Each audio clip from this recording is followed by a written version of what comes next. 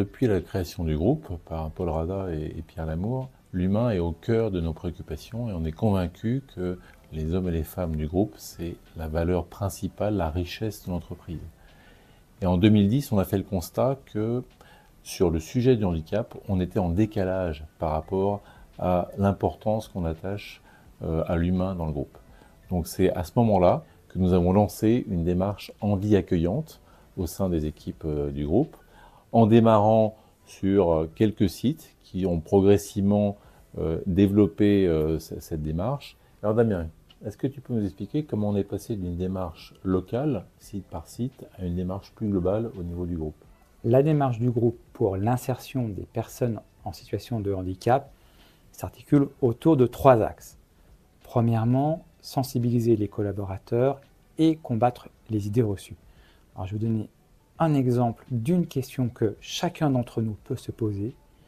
Est-ce que mon emploi pourrait être tenu par une personne en situation de handicap? Dans mon cas, c'est oui.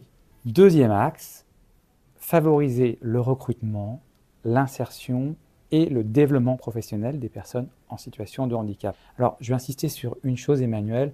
Chez nous, on ne parle pas de maintien à l'emploi. Pour moi, le maintien à l'emploi, c'est le minimum.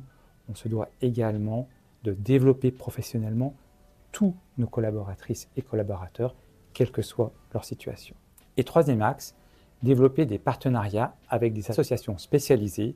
Pour mettre en place cette politique, il y a également un réseau de personnes référentes handicap. Eh bien, je voudrais juste les remercier. Alors Emmanuel, comment tu vois cette démarche par rapport aux valeurs du groupe? Elle est tout à fait cohérente avec nos valeurs, en particulier deux, l'ouverture d'esprit. Et la deuxième valeur qui, je pense, est importante, c'est la recherche d'efficacité collective. Cette démarche handi accueillante fait pour moi partie du contrat de confiance qu'il existe aujourd'hui entre l'entreprise et les collaboratrices et collaborateurs. Emmanuel, est-ce que tu peux nous donner des exemples de ce qui se passe dans les usines? Une usine est tout à fait compatible avec le travail de personnes en situation de handicap.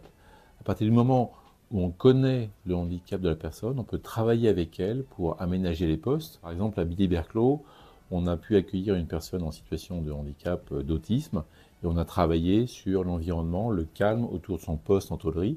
Et ce qui a été fait pour cette personne a bénéficié à l'ensemble de son équipe. Tous ensemble, nous pouvons être fiers de ce que nous avons fait sur le sujet du handicap. C'est vraiment cohérent avec les valeurs auxquelles nous sommes attachés. La démarche handi accueillante fait partie des valeurs et de la mission du groupe Atlantique.